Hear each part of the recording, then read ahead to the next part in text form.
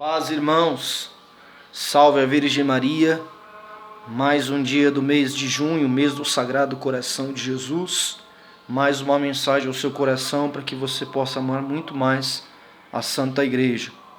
Hoje a mensagem com o título Nestório não morreu. 1500 anos após o concílio de Éfeso, a heresia de Nestório continua viva em ambientes protestantes, semeando o erro e a confusão. O Espírito Santo pôs na boca do profeta Isaías um sinal. A jovem conceberá e dará à luz um filho, e lhe porás o nome de Emanuel, Isaías 7,14. Aquilo que então era desconhecido para os homens, já era sabido da parte de Deus. Desde todos os séculos, ele havia escolhido uma mulher para ser a mãe do Verbo, da segunda pessoa da Santíssima Trindade. Se o fato de Jesus ter nascido de uma virgem fosse tão irrelevante como alguns protestantes irreverentemente gostam de dizer, por que mereceu ser consignado nas Sagradas Escrituras? Se a maternidade de Maria fosse tão pouco importante como sugerem, como explicar que os primeiros discípulos de Cristo fossem tão ligados e guardassem tanto amor à Mãe de Deus? O título Mãe de Deus, Theotokos em grego, por exemplo, é uma herança dos primeiros cristãos, proclamada no Concílio de Éfeso em 431. O uso da expressão gerou controvérsias, mas estava bem clara para todos os presentes que conceder ou não este título a Maria era apenas resultado de uma concepção ortodoxa ou herética sobre Jesus Cristo. De fato, se Maria, mãe de Jesus, não fosse mãe de Deus, como objetava Nestório, então Jesus não era verdadeiro Deus e verdadeiro homem.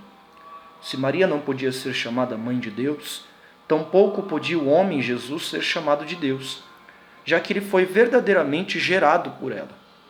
É claro que uma criatura não pode gerar a divindade, mas o mistério da união hipostática revela que não se pode cortar Jesus ao meio. São diversas as naturezas que se unem numa verdadeira unidade, mas um só o Cristo e Filho que resulta de ambas. Alguém poderia objetar que essa decisão foi tomada muito tarde, quando a Igreja Romana já tinha corrompido. A isso se deve responder do seguinte modo. Primeiro, em relação à igreja, Jesus prometeu que as portas do inferno não poderão vencê-la. Mateus 16, versículo 18. Isto inclui, entre outras coisas, a autoridade infalível do magistério da igreja. Por isso, o mesmo Jesus diz aos seus discípulos: quem vos escuta, a mim escuta. Quem vos despreza, a mim despreza. Lucas 10, versículo 16. Insinuar que os bispos da igreja, sucessores dos apóstolos, teriam errado em matéria tão grave, significa que ou Jesus errou, o que é impossível, ou que ele não assistiu à sua igreja, e que também não é possível, pois mesmo se lhe formos infiéis, ele permanece fiel, pois não pode negar-se a si mesmo, segundo Timóteo 2, versículo 13. Segundo, em relação ao fato de a igreja ser romana, embora muitos usem esta expressão de modo pejorativo, como se fôssemos católicos apostólicos romanos, por causa de uma suposta fusão do cristianismo com o paganismo romano no século IV, é importante notar que a igreja não é romana senão pelo sangue de São Pedro ter banhado a cidade de Roma durante as primeiras perseguições aos cristãos. Além disso, bem antes de Constantino, a primazia do bispo de Roma era reconhecida. Leia, por exemplo, uma carta de São Clemente do século I, na qual ele pede que se obedeça aquilo que por ele, Cristo, é dito através de nós. É dito que em determinado momento da história antiga, a igreja se corrompeu. Resta perguntar que momento histórico foi esse, se os primeiros escritores cristãos já chamavam a igreja de católica, já reconheciam a autoridade da sé de Roma e já celebravam o santo sacrifício da missa, tal como é celebrado hoje. Novamente, se a igreja se desviou, onde fica a fiabilidade da palavra de Cristo que prometeu não abandonar a sua igreja? Terceiro, em relação ao culto à Virgem Santíssima, Éfeso foi apenas a proclamação solene de uma consciência de que já existia no coração de todos os fiéis cristãos, muito antes do século IV. O mais antigo ícone retratando Maria remete ao século II, nas catacumbas de Priscila, em Roma. No Ocidente, pelo menos desde o século II, as palavras natus ex Maria Virgem, nasceu da Virgem Maria, estão incluídas no símbolo que se explicava aos catecúmenos.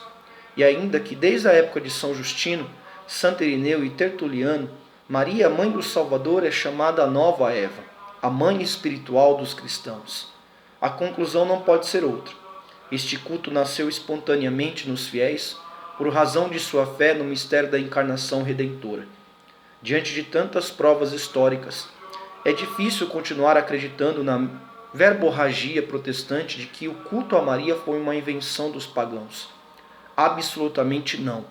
O culto à Virgem Maria é uma expressão amorosa dos cristãos desde os tempos mais remotos da Igreja. A invocação de Nossa Senhora como Mãe de Deus nada mais é do que o reconhecimento da sólida fé católica na união hipostática e na divindade de Jesus. Quase 16 séculos após o Concílio de Éfeso, a heresia nestoriana continua viva em ambientes protestantes, semeando o erro e a confusão. A experiência demonstra que a fé na divindade de Cristo se conserva entre os católicos que rendem culto a Maria, enquanto vai desaparecendo entre os protestantes. Fica essa mensagem ao seu coração. Deus abençoe. Salve a Virgem Maria.